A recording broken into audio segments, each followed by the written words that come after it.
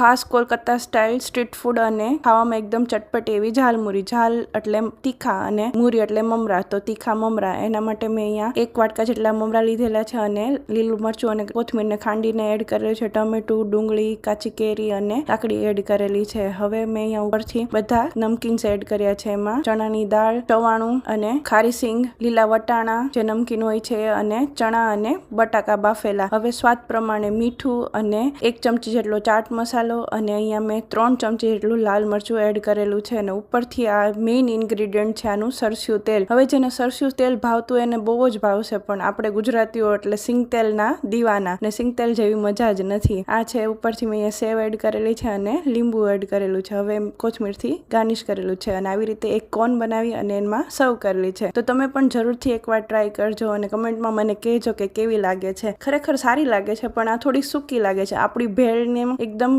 આમલીની ચટણીથી મીઠી લાગે છે એટલે એકદમ સૂકી ના લાગે. આ એકદમ કોરી લાગે છે. એન્જોય. આવજો.